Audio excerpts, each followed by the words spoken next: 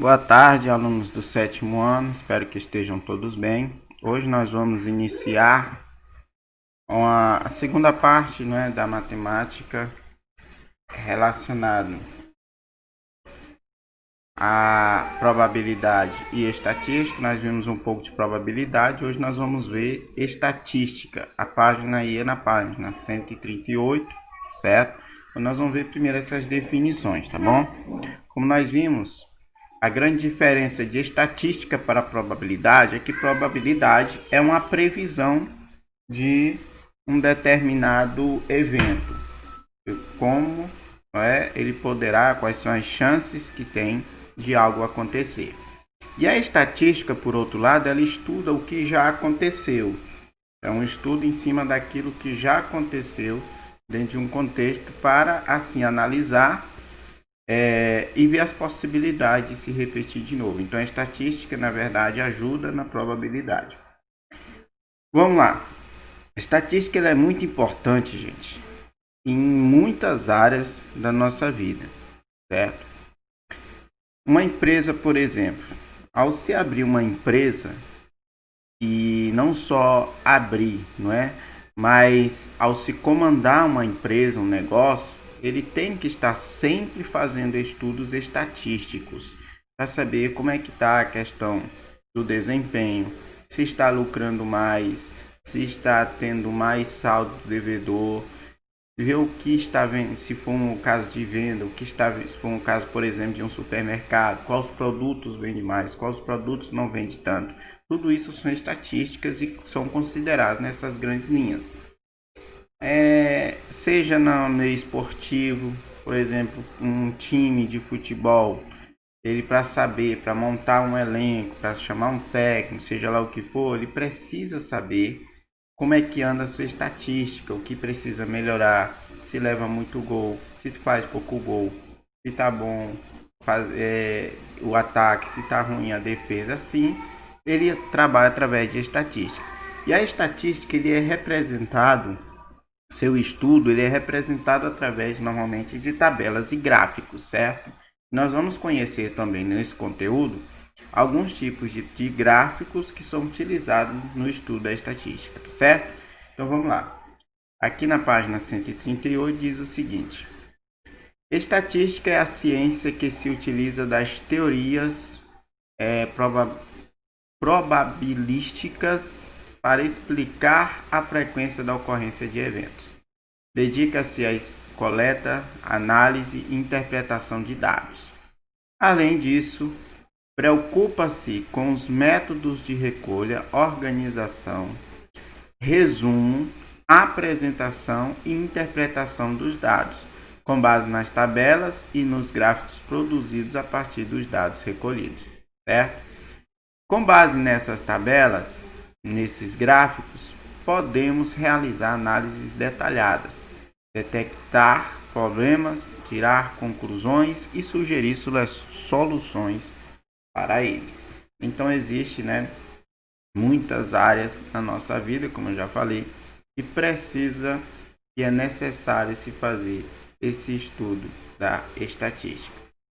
Uma coisa que envolve muito, não sei se vocês já ouviram falar, é uma empresa, que trabalha muito com essa questão da estatística, que mostra através de gráficos e tal, é a questão do IBGE, que é o Instituto Brasileiro Geográfico e Estatístico. Ele, além de fazer aquela coleta de informações de quantas pessoas vivem, também estuda como essas pessoas estão vivendo, tá? Então, é muito importante mesmo essa questão da estatística. E a gente até faz isso em casa, muitas vezes, sem perceber. Até mesmo na renda familiar se faz muito isso, né? No que se é gasto, no que é comprado, no que precisa, se você está precisando poupar, o que você precisa menos. Então, tudo isso são estatísticas, porque isso envolve dados. Aí vamos lá. Gráficos de informação. Gráficos, retratos de informação. Esses gráficos eles podem ser basicamente três tipos que nós vamos estudar eles aqui.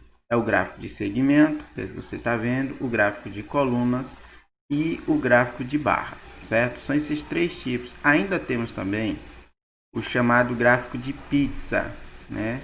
Esse gráficozinho aqui, ó, que ele mexe com circunferência, né? Faz um círculo e nesse círculo tem como se fosse pedaços de pizza, certo? Mas só que estão contando informações. Nós vamos ver cada um deles detalhadamente. Vamos ver aqui o começo de gráficos. Aqui diz o seguinte, ó. Gráficos, retratos de informação. Representações gráficas. Para obtermos determinados gráficos, é necessário coletar dados através de pesquisas ou censos, organizá-los em forma de tabelas e depois construir o gráfico que melhor represente aquela situação. Como tipos de gráfico temos o gráfico de segmento. Esse gráfico de segmento ele também é trabalhado muito na matemática quando nós estamos trabalhando função, tá? Quando nós estamos trabalhando função com pau ordenado e tal, nós usamos esse gráfico chamado de gráfico de segmento, né? Que é o gráfico que tem esses pontos, normalmente ele é ligado por uma reta, que são ligados os pontos de acordo com as informações que são dadas. Aí diz assim, ó, gráfico de segmento. A melhor aplicação desse tipo de gráfico é quando temos o estudo de uma determinada variação de valores, podendo ser em porcentagem por um certo período de tempo. Veja o exemplo. Então nós temos aqui, ó, variação pluviométrica, tá? Aí qual foi essa variação? Que então o gráfico mostra a variação de pluviométrica, quantidade de chuvas ocorridas em uma determinada região, quer dizer isso, né? Durante os primeiros 7 meses do ano de 2012. Então aqui nós podemos ver retratado qual foi a quantidade de chuvas em uma determinada região nesses 7 primeiros meses. Viu que aqui dá uma aumentada, né? Depois diminui aqui em maio, então vai lá em cima para 400 milímetros de chuva, né? De água, e aqui vem descendo de novo. Então esse tipo de gráfico ele é muito importante, como foi falado aqui, quando há uma variação de valores. Eu posso também colocar esse gráfico no lucro da empresa. Vamos dizer que a pessoa tem uma empresa que venda sorvete. Ela pode traçar um gráfico e saber qual período do ano, por exemplo, que esse produto é mais consumido. E assim ele pode lidar melhor com os negócios. Por quê? Porque vamos para esse período que é um período mais quente, né? Com certeza as pessoas tomam mais sorvete nesse mês de outubro, setembro, né? Mais do que em qualquer outro mês do ano. Por quê? Porque é um período muito quente. Então não é que deixam de tomar, mas diminui. Então ele pode pensar na questão de fabricação desse sorvete, não comprar tanta matéria para fabricação durante um período que é mais frio, um período mais chuvoso, e nesse período que com certeza a procura é maior, fazer um investimento maior, tanto de matéria para se fazer, como também de pessoal, empregar mais pessoal para esse determinado tempo do ano. Então tudo isso entra nesse estudo. Então se eu tenho aqui venda de sorvete, vamos supor que seja sorvete, aí tem mês de janeiro, que é um mês assim teoricamente mais frio, que são os meses da chuva, né? E de vez em quando está chovendo, até para andar na rua fica mais complicado. Então com certeza o consumo de sorvete cai. Aí quando chega nesses meses a partir de julho, agosto, setembro, aí vai aumentar. Então eu já sei que através de um gráfico me mostra isso. Quanto porque saber que aumenta ou diminui, isso é fácil. Mas o gráfico e esse tipo de estudo estatístico, ele me faz perceber quanto aumenta e quanto diminui. Qual vai ser o aumento da minha demanda ou qual vai ser a diminuição da minha demanda. Então, por isso eu posso calcular quanto o número exato, a quantidade exata de material que eu tenho que comprar e também de pessoas que eu tenho que contratar para auxiliar nesse trabalho. certo? Então, esse tipo de gráfico ele resolve e serve muito nessas situações. Vamos agora para o gráfico de colunas. Esse gráfico de colunas recebe esse nome justamente por isso, ó, porque ele é formado por colunas, tá? Aí diz o seguinte, ó, este tipo de gráfico pode ser montado a partir da observação da variação entre produtos de uma mesma característica de consumo.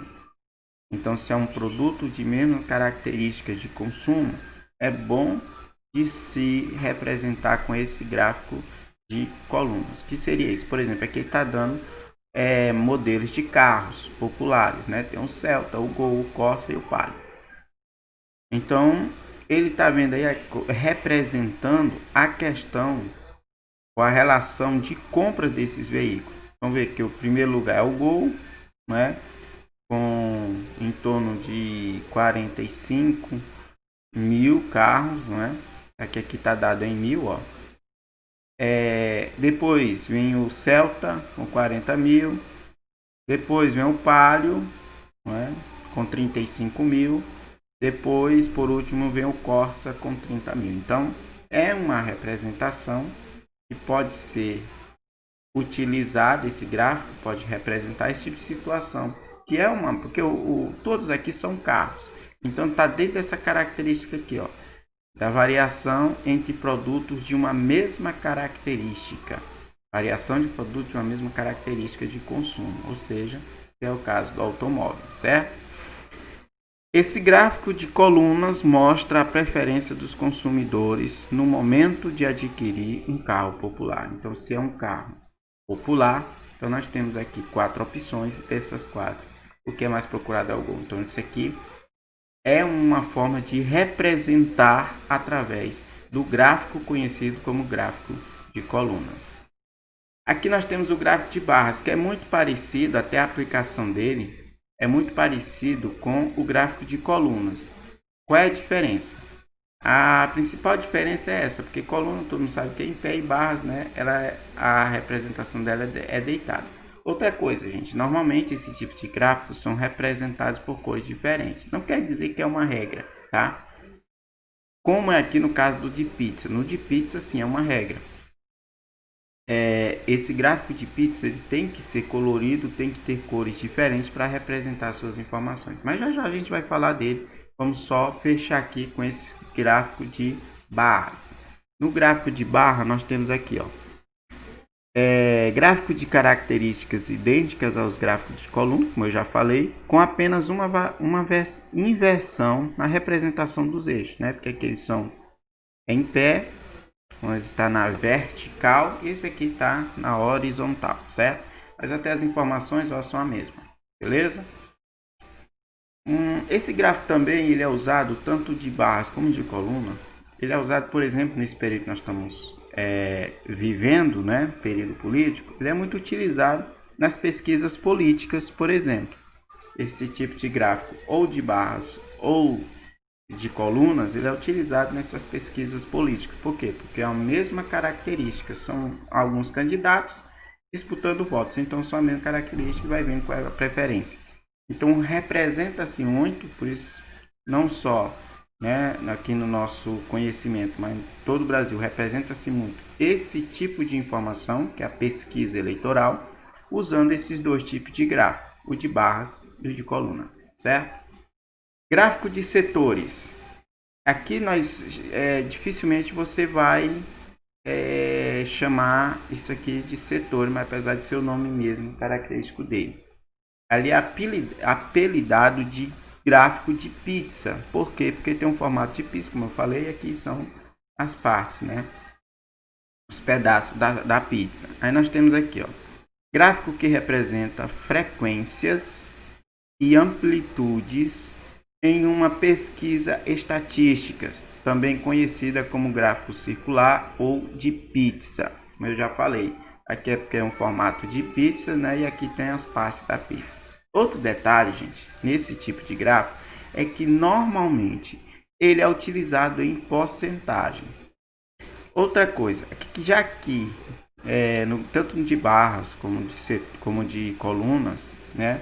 A gente não liga muito com a questão do desenho e tal. aqui nós temos que ter uma medida exata para representar essas informações. Por isso que esse gráfico de setores, normalmente utilizamos aquele transferidor na hora de desenhar ele. Por quê? Porque ele tem que ter essas partes e que corresponda à porcentagem que está sendo indicada nela. Ou seja, esse tamanho aqui todinho, ó, essa parte amarela, tem que corresponder 75% do gráfico total. Para isso, só é possível nós desenharmos se tivermos, lógico, como medimos, tá? Como fazer essa medição. E essa medição, ela é feita normalmente com o transferidor, que lá você tem a quantidade de graus e depois você pode transformar o graus em porcentagem. Isso é coisa que nós vamos ver mais para frente. Não é difícil não, é até bem fácil e vocês vão ver que é simples fazer essa relação de graus, porque nós sabemos que uma circunferência, um círculo, cada parte dessa aqui, ó, corresponde a um grau diferente, certo? E esse grau, ele é representado ou representa uma porcentagem. Então, nós podemos tanto transformar a porcentagem de um gráfico de setores em graus, como podemos transformar os graus de um gráfico de setores em porcentagem. Beleza? Chegamos aqui à parte mais que envolve mais cálculos, tá? Que é a questão das medidas de tendência central. Dentro dessas medidas de tendência central, nós temos duas principais, que são, na verdade, tem algumas que são principais, né? Que é a média, a moda, a mediana. Dentro dessa média, nós temos dois tipos de média. A média aritmética, que é mais ou menos a média que nós fazemos com a nota de vocês, certo?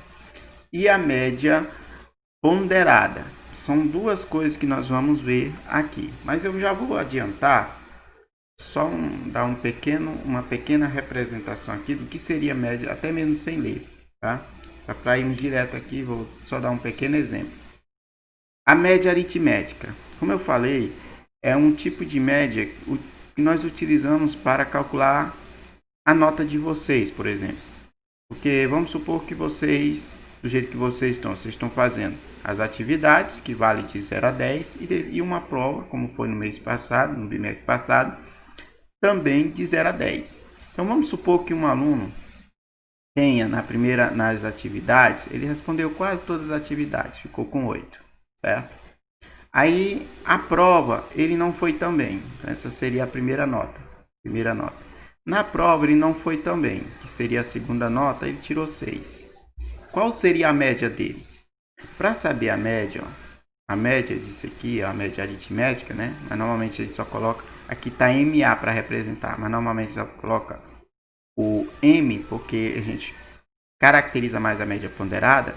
Mas aqui fica, ó, a média aritmética é quem? É a soma das dois valores que chegaram, que tiveram, que é 6 e 8, dividido pela quantidade de parcelas.